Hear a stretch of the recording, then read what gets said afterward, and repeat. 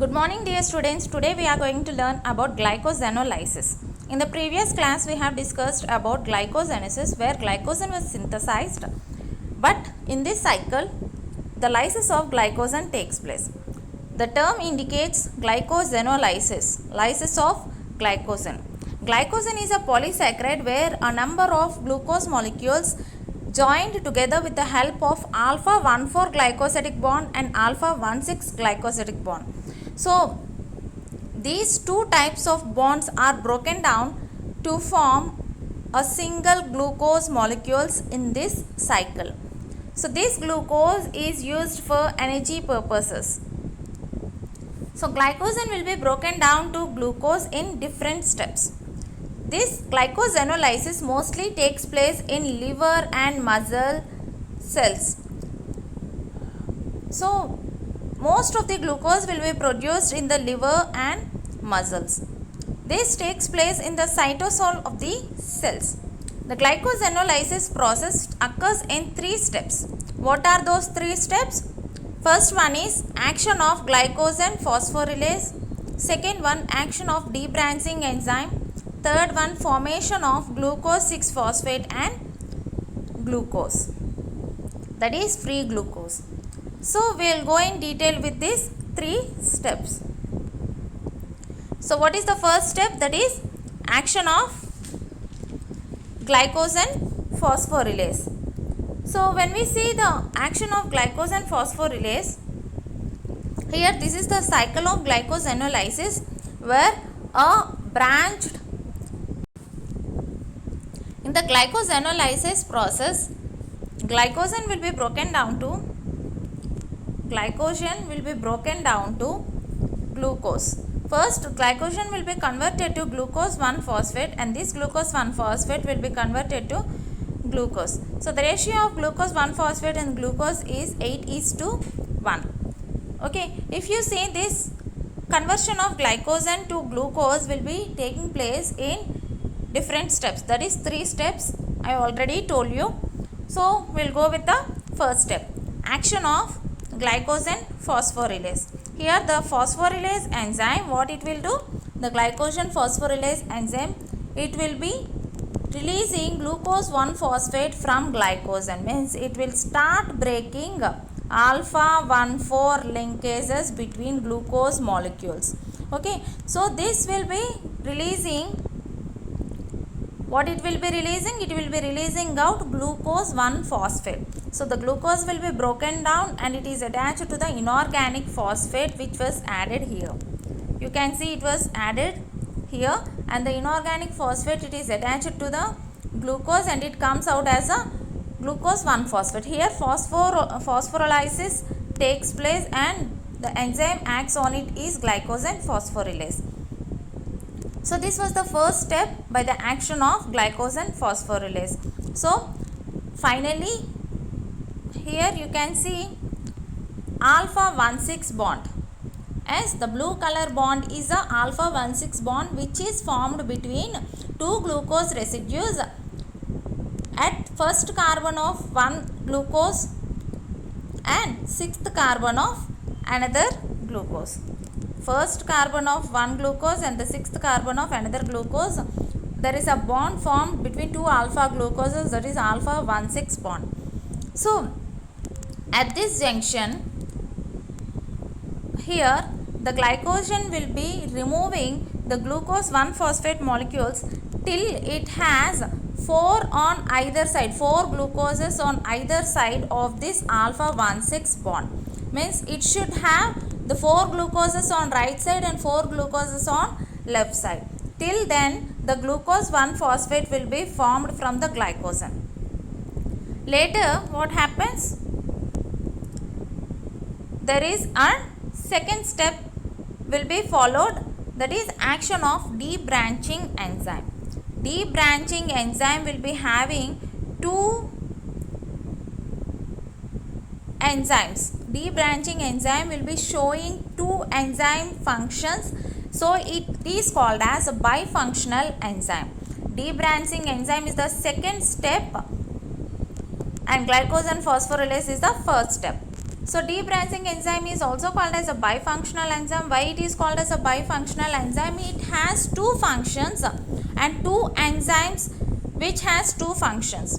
The first enzyme is glycosyl 4,4 transferase, and the second enzyme is, that is here you can see, the first enzyme is transferase and the second enzyme is alpha 1,6 glucosidase.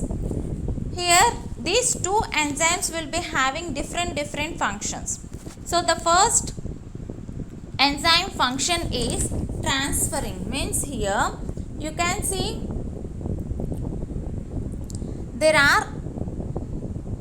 there is a formation of limit dextrin after the first step, that is the glycose and phosphorylase will be converted glycose into limit dextrin, means it breaks the bonds till it gets 4 glucose residues on either side of the alpha 1,6 bond, means alpha 1,6 bond on either side of it 4 glucose molecules will be left, remaining will be here also. Okay, 4 glucose residues are left and the remaining bonds are broken down, alpha 1,4 bonds are broken down by the glycose and phosphorylase and releases glucose 1-phosphate. Later on what happens, the debranching enzyme starts its function. So debranching enzyme has two enzymes in it. First one is transferase enzyme, that is glycosyl 4,4 transferase. What it will do, it will be cleaving 2 to 3 glucose residues from branch. So this 3 glucose residues will be broken down with the enzyme transferase and these are transferred to this place. Okay, so here you can see in the next step, here the glucose molecules are transferred to here. So this transferase enzyme will be transferring 2 to 3 glucose molecules from the branching side to the any part of the limit dextrin. So here it is attached on the right side. Next, debranching enzyme has the second part, that is alpha 1,6 glucosidase activity. So what it will do, it will be breaking down alpha 1,6 bond. The blue bond, I told you that here the blue bond, it is mentioned in blue color. This bond will be broken down and this glucose will be released as free glucose to outside. So the debranching enzyme has two functions.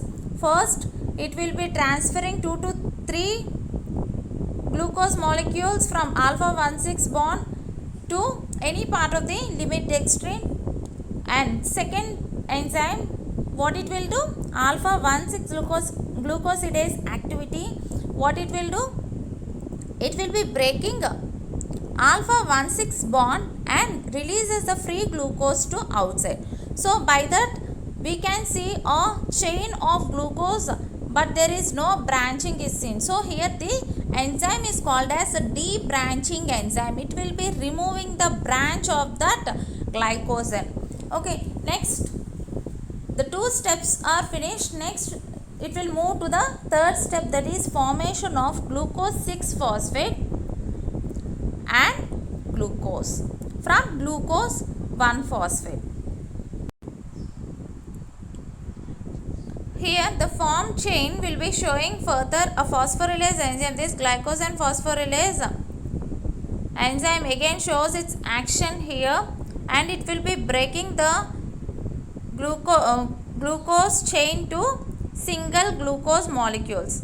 So single glucose molecules will be formed and that formed glucose will be connected to inorganic phosphate to form glucose 1-phosphate. So the formed glucose 1-phosphate will be converted to glucose 6-phosphate by the enzyme phosphoglucomutase, and glucose 6-phosphate will be converted to glucose with the help of the enzyme glucose 6-phosphatase. So this glucose 6-phosphatase is absent in muscle and brain. So this glucose 6-phosphate will not be converted to glucose in muscle and brain. it will continue the glycolysis process, means the glucose 6 phosphate from the glucose 6 phosphate the glycolysis process begins. Okay, whereas this glucose 6 phosphatase enzyme is present in liver, kidney and intestine. So this glucose 6 phosphate is converted to glucose in such organs. This is about glycosenolysis. So during the glycosenolysis, the action of glycose and phosphorylase takes place, forming limit dextrin. The action of debranching enzyme takes place, formation of glucose chain.